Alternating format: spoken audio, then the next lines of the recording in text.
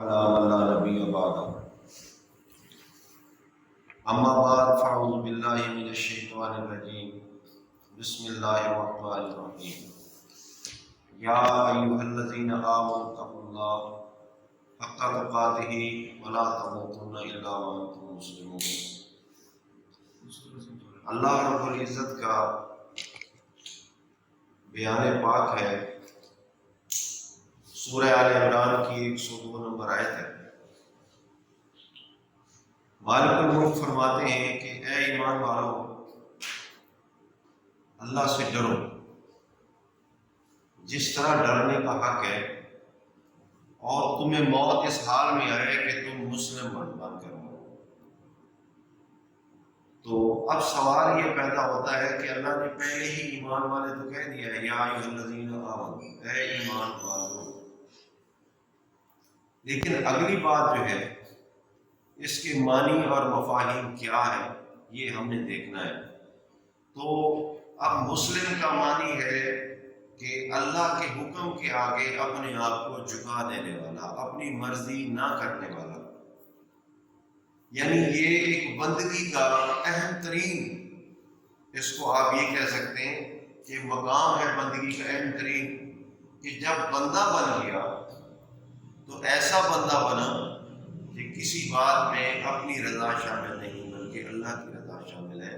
تو اس لیے یہ خطاب ایمان والوں کو بھی ہے، یا ایھا الذین آمنوا، اے ایمان والو، اتقوا اللہ، اللہ سے ڈرو، ولا تموتن الا وانتم مسلمون، نہ مرنا مگر مسلم حالت کے اندر مرنا۔ تو مطلب کیا ہوا کہ اس فکر میں رہو موت کے وقت تک کہ کہیں مسلم کی بجائے منکر نہ بن جائے، کہیں مسلم کی بجائے کوئی فرقہ ٹولہ یا گروہ نہ بن جائے، کیونکہ اس کا اگلا حصہ جو ہے ہمیں یہ بتا رہا ہے، وَاعْتَصِمُوا بِحَبْلِ اللَّهِ جَمِيعًا وَلَا تَفَرَّقُوا، اللہ کی رسی کو مضبوطی سے تھامو اور جدا جدا نہیں ہونا۔ تو معلوم یہ ہوا کہ مسلم بننے کے لیے، فرقہ سے بچنے کے لیے ہمیں اللہ کی کتاب کو پکڑنا ہوگا۔ آج جس انداز کے ساتھ اللہ کی کتاب کو لوگوں نے پکڑا ہوا ہے، اس کی حالت آپ کے سامنے ہے کہ مرضی کا دین، مرضی کی بات مان لیتے ہیں، جو ان کی مرضی کے خلاف آ جائے اس کو چھوڑ دیتے ہیں، تعویلیں کرتے ہیں۔ تو اس کا معنی مسلم نہیں ہے۔ مسلم کا یہ معنی نہیں ہے کہ اپنی مرضی کرو، مسلم کا مطلب یہ ہے کہ اللہ کے تابعدار اور فرما بردار بن جاؤ۔ تو اس لحاظ سے ہم نے ایک تحریک، ایک تنظیم بنائی ہے اللہ کے فضل سے، جس کا نام، جس کا کام، جس کا مشن اللہ کے اسی حکم کے مطابق ہے کہ مرنا تو مسلم ہی مرنا۔ تو اس تنظیم اور تحریک کا کسی فرقے کے ساتھ کوئی تعلق نہیں، کسی انتشار والی جماعت کے ساتھ کوئی تعلق نہیں، اس کا کوئی ذاتی مفاد نہیں ہے، مالی بھی سیاسی بھی، نہ قومیت اور لسانیت کی اس کی کوئی جنگ ہے۔ اس تنظیم کا مقصد یہ ہے کہ رسول اللہ صلی اللہ علیہ وسلم کے اس مشن کو آگے چلایا جائے، جو نہ صرف رسول اللہ صلی اللہ علیہ وسلم بلکہ صحابہ رضوان اللہ علیہم اجمعین نے اس کو کیا، پھر اس کے بعد مسلمان جو صحیح معنوں میں مومن مسلم تھے اس کو کرتے آ رہے ہیں، جو آج تک ہمارے پاس پہنچائے۔ تو اسی طرح ہم نے اس حقیقت کو آئندہ آنے والے لوگوں تک پہنچانا ہے۔ تو اس تحریک کا خالصتاً مقصد یہ ہے، ہر لحاظ سے قرآن و سنت کی پابندی یہ تحریک ہے، اس لیے اس کا نام المسلمین رکھا گیا ہے، کہ تاکہ لوگ سننے والے یہ سمجھیں کہ یہ لوگ اللہ کی فرما برداری کرنے والے ہیں، اللہ کے احکامات کو ماننے والے ہیں، نہ کہ فرقہ وار۔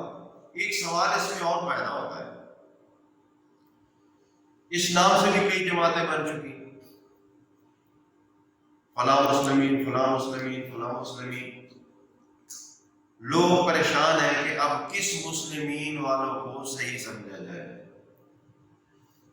یہ ایک عجیب مطلب بات بن چکی ہے کہ لوگ کسی ایک کا تعین کرنے سے پریشان ہیں، مسلم تو ہر کوئی بننا چاہتا ہے۔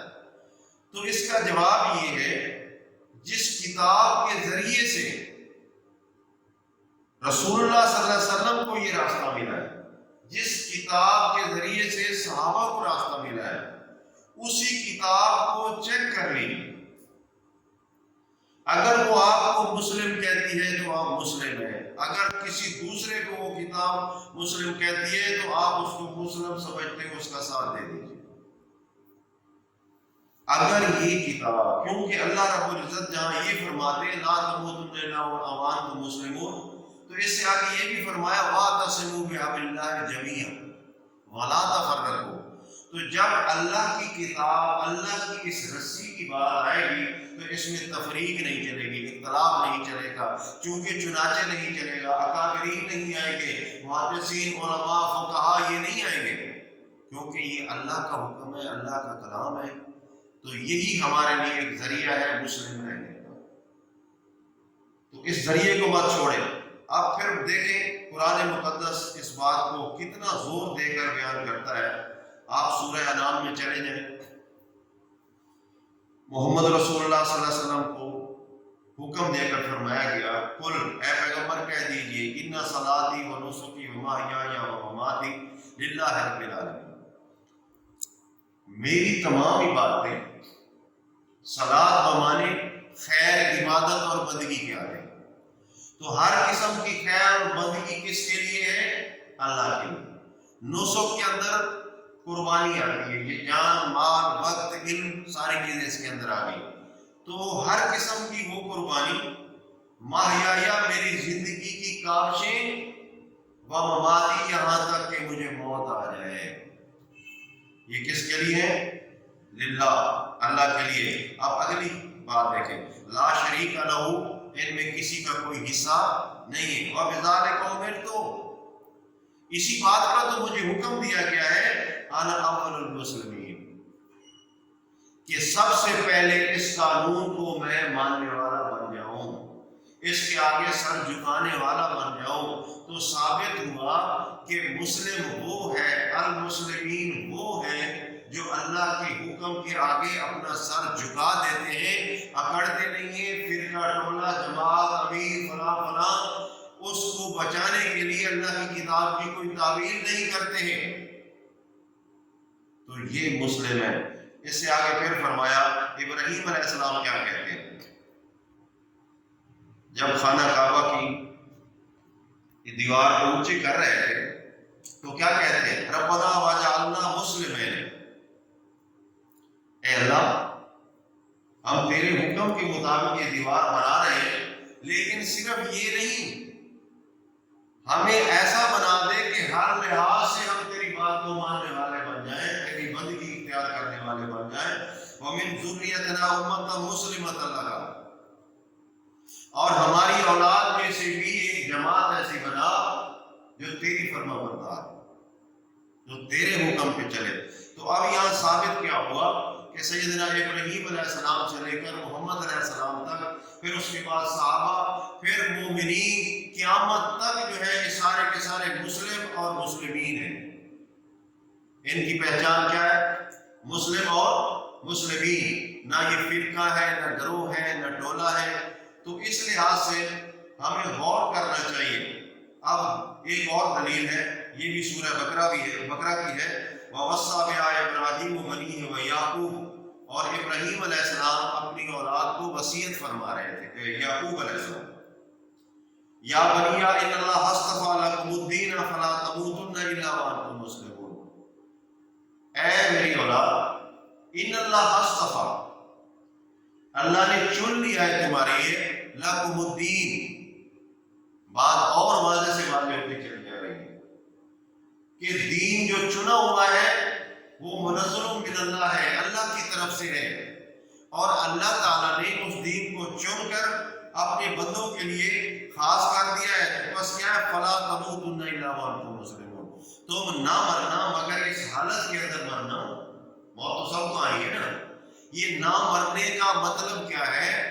اس کا الا آگے استثنائیہ ہے، یہ ثابت کر رہا ہے کہ موت اس حالت میں آئے، کوشش کرو، جدوجہد کرو کہ موت کا تو کسی کو پتہ نہیں کس لمحے موت آ جائے، تو اس کا مطلب ہے ہر لمحے اس فکر کے اندر رہو کہ تم اللہ کے مسلم ہو، نہ کہ اللہ کے نافرمان۔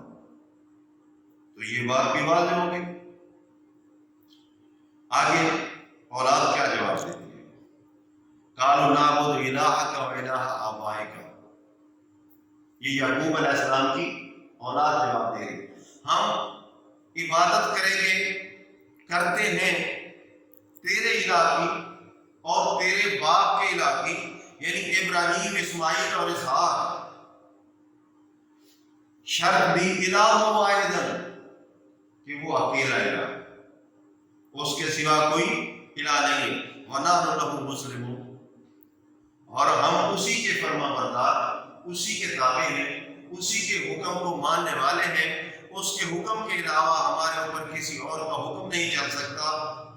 تو پھر آگے ذرا غور کریں، اللہ تعالیٰ فرماتے ہیں فَإِن تَوَلَّوْا فَقُولُوا اشْهَدُوا بِأَنَّا مُسْلِمُونَ، اگر یہ سامنے والے لوگ جن کو تم بتا رہے ہو، قرآن پڑھ کے سنا رہے ہو، یہ پھر جائیں، وہ پھر دیں، چلے جائیں، مسلم نہ بنے، اس بات کو وہ برا سمجھیں، تو پھر آپ کیا کہو؟